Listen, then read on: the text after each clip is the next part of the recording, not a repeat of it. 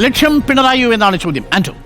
തീർച്ചയായും പിണറായി എന്നുള്ളതാണ് എൻ്റെ അഭിപ്രായം. കാരണം കേരളത്തിൽ കേന്ദ്ര ഏജൻസികൾ നടത്തിക്കൊണ്ടിരിക്കുന്ന എല്ലാ പ്രൊജക്റ്റുകളും ഇപ്പോൾ പൊളിറ്റിക്കൽ പ്രൊജക്റ്റുകളാണ്. അല്ലാതെ ഒരു അന്വേഷണവുമായി ബന്ധപ്പെട്ട ഒരു കാര്യവും നടക്കുന്നില്ല എന്നുള്ള കാര്യമാണ് ഞാനിപ്പോൾ അടുത്ത കാലത്തായി കണ്ടുകൊണ്ടിരിക്കുന്നത്. അടുത്ത കാലത്തായി ED ആണെങ്കിലും ഇൻകം ടാക്സ് ആണെങ്കിലും GST ആണെങ്കിലും നടത്തിക്കൊണ്ടിരിക്കുന്ന ഏത് പ്രൊജക്റ്റ് വേണമെങ്കിലും നോക്കിക്കോ, ആ പ്രൊജക്റ്റുകളെല്ലാം പൊളിറ്റിക്കൽ പ്രൊജക്റ്റുകളാണ്. അതിനേക്കാൾ അപ്പുറം അവരൊന്നും ചെയ്യുന്നില്ല എന്നുള്ളതാണ്. കഴിഞ്ഞ ഇലക്ഷൻ്റെ സമയത്തും അവരത് തന്നെയാണ് ചെയ്തിരിക്കുന്നത്. അവരെ സംബന്ധിച്ചിടത്തോളം അവരെ ഓരോരുത്തരെയും ഇങ്ങോട്ട് ട്രാൻസ്ഫർ ചെയ്യുമ്പോൾ തന്നെ അതിൻ്റേതായ ഏജൻസികൾ പൊളിറ്റിക്കൽ പ്രൊജക്ട്സ് ഏൽപ്പിച്ചിട്ട് തന്നെയാണ് വിടുന്നത്. അതുമായി മുന്നോട്ട് അവർ പോകുന്നു എന്നുള്ളതിനേക്കാളും അപ്പുറം ഒന്നുമില്ല. ഇപ്പോൾ അടുത്തായി SFIO വന്നു. SFIO നടത്തിക്കൊണ്ടിരിക്കുന്ന ആ പ്രൊജക്റ്റ് തന്നെയാണ്. ഇന്നത്തെ പിണറായി വിജയൻ മുഖ്യമന്ത്രിയായിട്ട് പത്രസമ്മേളനത്തിൽ എല്ലാ കാര്യത്തിനും കൃത്യത വരുത്തി എന്നുള്ളതാണ് എൻ്റെ ഒരു വിശ്വാസം. ഒന്നാമത്തെ കാര്യം എന്ന് പറയുന്നത്, ഇത് എന്തുകൊണ്ട് കോടിയേരി ബാലകൃഷ്ണൻ്റെ മകനെയും ബിനീഷ് കോടിയേരിനെയും പിണറായി വിജയൻ്റെ മകളായ വീണ വിജയനെയും ഒരേ തുലാസിൽ തൂക്കുന്നു എന്നുള്ളതായിരുന്നു ചോദ്യം. എന്തുകൊണ്ട് നിങ്ങൾ കോടിയേരിക്ക് മകന് നൽകാതിരുന്ന സംരക്ഷണം എന്തുകൊണ്ട് പിണറായി വിജയൻ്റെ മകൾക്ക് നൽകുന്നു? ഏറ്റവും പ്രധാനപ്പെട്ട ചോദ്യം അതായിരുന്നു പ്രതിപക്ഷ പാർട്ടികളടക്കം മുന്നോട്ട് വെച്ചത്. ഇത് ഇന്നത്തോടുകൂടി ആ കാര്യത്തിന് തീരുമാനമായല്ലോ, ഇനി അപ്പോൾ എന്തുകൊണ്ടാണ് എന്നുള്ളതിന് അത് കൃത്യമായ മറുപടി അദ്ദേഹം പറഞ്ഞു എന്നുള്ള. രണ്ടാമത്തെ കാര്യം എന്ത് സർവീസാണ് കൊടുത്തത് എന്നുള്ളതാണ് പിണറായിനോട് രണ്ടാമത്തെ ചോദ്യം എന്ന് പറയുന്നത്. രണ്ടാമത്തെ ചോദ്യത്തിൻ്റെ മറുപടി അദ്ദേഹം പറഞ്ഞത് എന്താണ്? അദ്ദേഹം പറഞ്ഞത് അതൊരു പ്രൈവറ്റ് ലിമിറ്റഡ് കമ്പനിയാണ്. അതാര് നടത്തുന്നത്? അത് എക്സാലോജിക് എന്ന് പറയുന്ന കമ്പനി എൻ്റെ മകൾ നടത്തുന്ന കമ്പനിയാണ്. ആ മകൾ നടത്തുന്ന കമ്പനിക്ക് കറക്റ്റായിട്ടുള്ള ബില്ല് കൊടുത്ത സേവനമാണ് കിട്ടിയത്. അതൊരിക്കലും കള്ളപ്പണമല്ലല്ലോ. ഞാനത് കറക്റ്റായി വിശ്വസിക്കുന്നു. എന്തുകൊണ്ട് അങ്ങനെ വിശ്വസിക്കുന്നു ചോദിച്ചാൽ, ഇന്ത്യയിൽ ഏതെങ്കിലും ഒരു മുഖ്യമന്ത്രിമാർ കഴിഞ്ഞ 8 വർഷമായിട്ട് ഒരഴിമതി ആരോപണം നേരിടാതെ ഉണ്ടെന്നുള്ളത് ഞാൻ വിശ്വസിക്കുന്നില്ല. എല്ലാ മുഖ്യമന്ത്രികൾക്കും 1000 കോടിൻ്റെയും 2000 കോടിൻ്റെയും 5000 കോടിൻ്റെ അഴിമതി ആരോപണങ്ങൾ നേരിട്ടുണ്ട്. കഴിഞ്ഞ 8 വർഷമായിട്ട് ഏതെങ്കിലും ഇവിടെ 2 പ്രതിപക്ഷ പാർട്ടികളാണ്, ഒന്ന് BJPയും ഒന്ന് കോൺഗ്രസും. രണ്ടും ശക്തമായ രീതിയിൽ പിണറായി വിജയനെതിരെ ശക്തമായ നടപടി സ്വീകരിച്ചു വരികയാണ്. ഏതെങ്കിലും ഒരു പാർട്ടിക്ക് ശക്തമായ ഒരു അഴിമതി ആരോപണം ഉന്നയിക്കാൻ പറ്റുമോ ഇതുവരെ? ഈ പറഞ്ഞ സ്വർണ്ണക്കടത്തിനകത്ത് പോലും എമൗണ്ട് ഇല്ല. മനസ്സിലായോ? ഏതെങ്കിലും ഒരു അഴിമതി ആരോപണത്തിന് ഇത്ര എമൗണ്ടിൻ്റെ ഒരു അഴിമതി നടത്തി എന്നുള്ള കാര്യം പറയാൻ പറ്റുമോ? അതിന് കാരണം എന്താണ്? അങ്ങനെ ഒരു അഴിമതി നടത്തി എന്നുള്ളത് ഈ പറയുന്ന പാർട്ടികൾക്ക് അന്വേഷിക്കാൻ പറ്റാത്തതുകൊണ്ടാണ്. കേന്ദ്ര ഏജൻസികൾ അന്വേഷിച്ചല്ലോ, CBI അന്വേഷിച്ചു, ഇൻകം ടാക്സ് അന്വേഷിച്ചു, ED അന്വേഷിച്ചു, കസ്റ്റംസ് അന്വേഷിച്ചു. ഈ ഏജൻസികൾക്കൊന്നും കണ്ടെത്താൻ പറ്റിയില്ല എന്നുള്ളതാണ്. അതോടുകൂടിയിട്ട് ആ വാദങ്ങളെല്ലാം പൊളിഞ്ഞില്ലേ? ഇപ്പോൾ എന്താണ് സംഭവിക്കുന്നത്? ഇപ്പോൾ ആ അന്വേഷണ ഏജൻസി രണ്ടാമത് വന്നു. അപ്പോൾ അതിൻ്റെ കാരണം എന്താണ്? ഞാൻ പറഞ്ഞു വരുന്നത് ഇതാണ്. 77 ലക്ഷം രൂപ എംപവർ ഇന്ത്യ എന്ന് പറയുന്ന ശശിധരൻ കർത്തയുടെ മകളുടെ കയ്യിൽ നിന്നും ലോൺ വാങ്ങിയെന്ന് പറയുന്നു. കേരളത്തിൻ്റെ മുഖ്യമന്ത്രിയുടെ മകൾക്ക് അങ്ങനെ ഒരു അഴിമതി നടത്താൻ വേണ്ടിയിട്ട് പിണറായി വിജയൻ എന്ന മുഖ്യമന്ത്രി തീരുമാനിക്കുകയാണെങ്കിൽ 77 ലക്ഷം രൂപ ലോൺ വാങ്ങേണ്ട ഗതികേടുണ്ടോ? അവസ്ഥയൊന്ന് ആലോചിച്ച് നോക്കിയേ. എത്ര സത്യസന്ധമായ ചോദ്യമാണ്. ഒന്നാമത്തെ കാര്യം. രണ്ടാമത്തെ, 1,72 ലക്ഷം രൂപ ഈ പറയുന്ന കമ്പനിക്ക് എല്ലാ മാസവും 5 ലക്ഷം മേടിക്കേണ്ട ഗതികേട് പിണറായി വിജയനുണ്ടോ? നിങ്ങൾ അങ്ങനെ ഒരു മുഖ്യമന്ത്രി ഇന്ത്യയിൽ കാണിച്ചു തരാൻ പറ്റുമോ? ഒരാളെ കാണിച്ചു തന്നാൽ മതി. ഏതെങ്കിലും ഒരു മുഖ്യമന്ത്രിനെ കാണിച്ചുകൊണ്ടാ? അങ്ങനെയുള്ള മുഖ്യമന്ത്രി ഇല്ല. കാരണം എന്തുകൊണ്ടാണ്? അഴിമതി ആരോപണം പറയുമ്പോൾ ഒരു ലോജിക്ക് വേണ്ടേന്നേ. ഞാൻ പറയുന്നത് ഒരു ലോജിക്കും ഇല്ലാത്ത അഴിമതി ആരോപണമല്ലേ ഈ പറഞ്ഞത്? അഴിമതി ആരോപണം ആർക്കും ഇല്ല. അല്ല, അഴിമതി ആരോപണമല്ല കേസിലല്ല. ഞാൻ പറയുന്നത് അഴിമതി ആരോപണം ഇല്ലാത്തതുകൊണ്ടല്ലോ രാവിലെ തുടങ്ങി ഈ കഴിഞ്ഞ 5 ദിവസമായിട്ട് മനോരമേനെ പിണറായി വിജയൻ എടുത്ത് പറഞ്ഞു. ഞാൻ പറയുന്നത് നിങ്ങൾ കഴിഞ്ഞ കുറച്ച് നാളുകളായിട്ട് മനോരമ പത്രം എടുത്ത് വായിച്ച് നോക്കുന്നേ. ഇത് തന്നെയാണ് വന്നുകൊണ്ടിരിക്കുന്നത്. നമ്മൾ മാധ്യമ സ്ഥാപനം നടത്താമെന്ന് വിചാരിച്ചിട്ട് ഒരാൾക്കെതിരെ എഴുതിക്കൊണ്ടിരിക്കുക എന്നുള്ള രീതിയാണോ? മാസപ്പടി എന്നുള്ളൊരു വലിയ പേരെടുത്ത് വെച്ചു. എന്നിട്ട് മാസപ്പടി, ഏത് മാസപ്പടി, ഏത് രീതിയിലാണ് മാസപ്പടി എന്ന് ഇതിന് പറയാൻ പറ്റുക? പിണറായി വിജയൻ പൈസ മേടിച്ചു. മാത്രമല്ല പിണറായി വിജയൻ പൈസ മേടിച്ചിട്ടുണ്ട്. ഞാൻ വീണ വിജയൻ്റെ കമ്പനീൻ്റെ പ്രശ്നം എന്താണ്?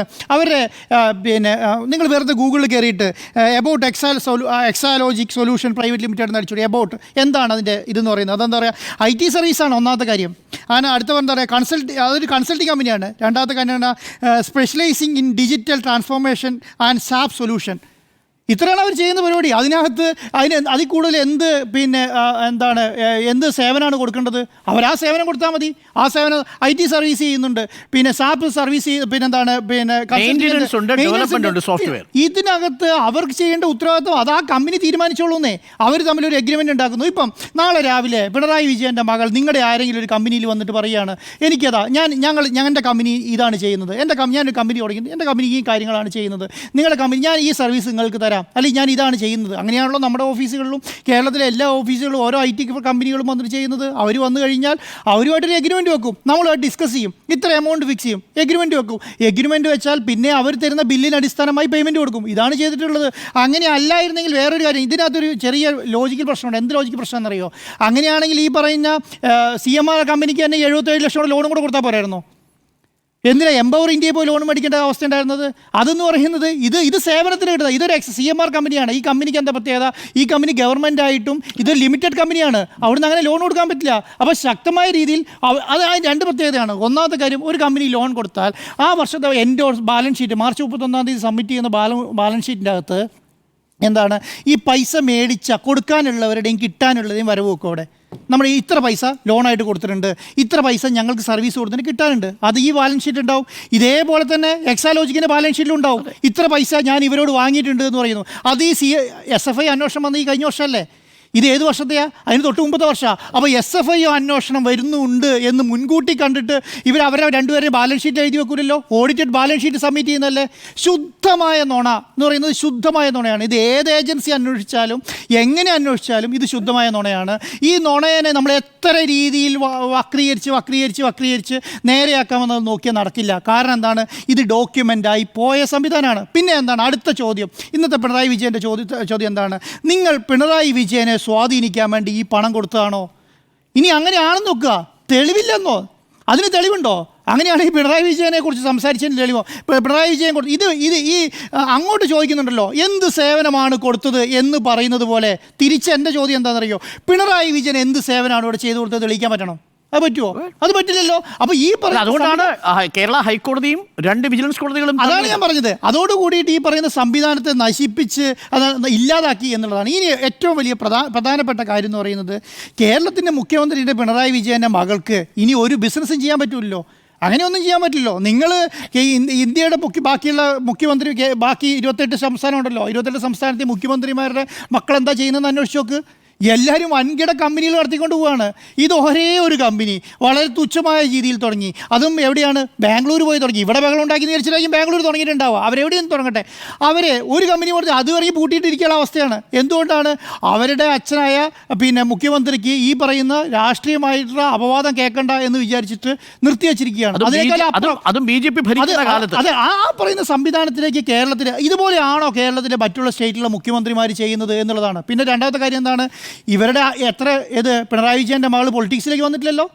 പിണറായി വിജയൻ്റെ മകൾ കേരളത്തിലെ ഇന്ത്യയിലുള്ള ബാക്കി മുഖ്യമന്ത്രിമാരുടെ മക്കളെല്ലാം ഉപമുഖ്യമന്ത്രി, അതിൻ്റെ മുഖ്യമന്ത്രി, അടുത്ത പാർട്ടിയുടെ ജനറൽ സെക്രട്ടറിമാർ, അടുത്ത മുഖ്യമന്ത്രിയാവാൻ വേണ്ടിയിട്ട് തുപ്പായം കുഞ്ഞിയിരിക്കുന്ന മുഖ്യമന്ത്രിയാണ്. കേരളത്തിൻ്റെ മുഖ്യമന്ത്രിനെ അദ്ദേഹം പൊളിറ്റിക്സിലേക്ക് കൊണ്ടുവന്നിട്ടില്ലല്ലോ.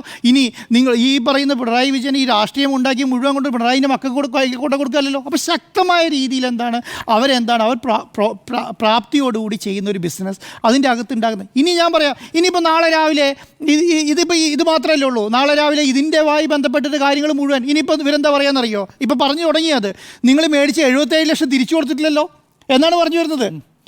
77 ലക്ഷം രൂപ നിങ്ങൾ മേടിച്ചല്ലോ, അത് തിരിച്ചു കൊടുത്തില്ല. അത് തിരിച്ചു കൊടുക്കേണ്ടത് ഈ പറയുന്ന 2 കമ്പനികൾ തമ്മിലുള്ള തീരുമാനമാണ്. ഈ കമ്പനികൾ തീരുമാനിക്കുകയാണ് 5 വർഷത്തേക്ക് പലിശരഹിത വായ്പ തരാം എന്ന് തീരുമാനിച്ചാൽ ആ പൈസ 5 വർഷം കൊണ്ട് തിരിച്ചു കൊടുത്താൽ മതി. നമ്മൾ സോഫ്റ്റ്വെയർ എടുത്തിട്ടുണ്ടല്ലോ. അനുസാർ നേരത്തെ പറഞ്ഞ പോലെ എത്ര സോഫ്റ്റ്വെയർ എടുത്തിട്ടുണ്ട്? ഞാൻ ഒരു സോഫ്റ്റ്വെയർ എടുത്ത സമയത്ത് ഏറ്റവും പ്രധാനപ്പെട്ട സോഫ്റ്റ്വെയറാണ്, നിങ്ങൾക്കറിയാം, ഈ റൺ ഡൗണൊക്കെ സെറ്റ് ചെയ്യുന്ന സോഫ്റ്റ്വെയറാണ്. ആ സോഫ്റ്റ്വെയർ എടുത്ത സമയത്ത് ഞാൻ വരുന്ന 5 വർഷത്തേക്ക് AMC ചെയ്തു. എനിക്കറിയാം ആദ്യത്തെ 3 വർഷം ഒരു കാരണവശാലും ഇതിൻ്റെ അകത്ത് ഒരു നഷ്ടവും വരാനില്ല എന്നുള്ളത്. പക്ഷേ അവസാനത്തെ 2 വർഷം ഉണ്ടല്ലോ, ഇനിയിപ്പോൾ നമ്മൾ 2 വർഷമായി, അടുത്ത 3 വർഷം, 4ാമത്തെ വർഷവും 5ാമത്തെ വർഷവും ഈ പറയുന്ന AMC ഇല്ലെങ്കിൽ നമ്മളെ സംബന്ധിച്ചിടത്തോളം ഈ ആദ്യത്തെ 3 വർഷം ഉണ്ടാകുന്ന നഷ്ടം വലിയ രീതിയിൽ ഇവിടെ ബാധിക്കും. അതുകൊണ്ടാണ് നമ്മൾ 5 വർഷത്തെ സേവനം എടുത്തിട്ടുള്ളത്. അതുപോലെ തന്നെ ഇവർക്കിനി എന്താണ് ഇവരുമായിട്ട് ഡീലെന്നും ഇതെങ്ങനെയാണ് ചെയ്യുന്നതെന്നും നമ്മളാണ് തീരുമാനിക്കേണ്ടത്. ഉണ്ണിസാർ പറഞ്ഞാൽ ഒരു പ്രധാനപ്പെട്ട കാര്യം കൂടിയുണ്ട്. എന്താണ്? 195 കോടി രൂപ വേണ്ട, 13 പ്രതികളുണ്ട്. അതിൻ്റെ അകത്ത് 11ാം പ്രതിയായ വീണ വിജയനെ മാത്രം മതി. വേറെ ആൾക്കാരെ കുറിച്ച് ഒന്നും ചർച്ചയില്ല. നാളത്തെ ഹെഡിങ്ങുകൾ മുഴുവൻ വീണ വിജയൻ്റെ മാത്രമാണ്. അതുപോലെ തന്നെ ഈ പറയുന്ന ഒരു കമ്പനിയെ കുറിച്ചും ഒരാലോചനയില്ല. 5 കമ്പനികളാണ് ഇതിൽ പ്രതികളായിട്ടുള്ളത്. 5 കമ്പനികൾ അല്ലേ? 2ാം പ്രതി തുടങ്ങിയിട്ട് 6ാമത് വരെയുള്ള എംപവർ, അതേപോലെ CMRL, KRML, അതെ 6 കമ്പനിയാണുള്ളത്. ഈ 6 കമ്പനിയുമായിട്ട് കോൺട്രാക്റ്റ് വെച്ച കമ്പനികളുണ്ടല്ലോ. ഞാൻ വെല്ലുവിളിക്കാം, ഏതെങ്കിലും ഒരു കമ്പനിയുടെ ഡീറ്റെയിൽ പുറത്തുവിടാൻ തയ്യാറുണ്ടോ? ഒരു കമ്പനി പുറത്തുവിടാം. എന്തുകൊണ്ടാണ് വീണ വിജയൻ? അത് വീണ വിജയനെ ആക്കാൻ കാരണം കേരളത്തിൻ്റെ മുഖ്യമന്ത്രിയുടെ മകളായതുകൊണ്ട് മാത്രമാണ്. അത് വേട്ടയാടൽ മാത്രമാണ്. അത് BJPയുടെയോ അല്ലെങ്കിൽ കേന്ദ്ര സർക്കാരിൻ്റെയോ അടുത്ത പൊളിറ്റിക്കൽ പ്രൊജക്റ്റാണ്. അത് 2 ആൾക്കാർ മനസ്സിലാക്കിക്കോളൂ. ഇത് 1ാമത്തെ ആൾ CPMൻ്റെ അടുത്തേക്കാണ് എത്തുന്നതെങ്കിൽ അത് വന്നു നിൽക്കാൻ പോകുന്നത് കോൺഗ്രസിൻ്റെ അടുത്തായിരിക്കും എന്നുള്ളതാണ്.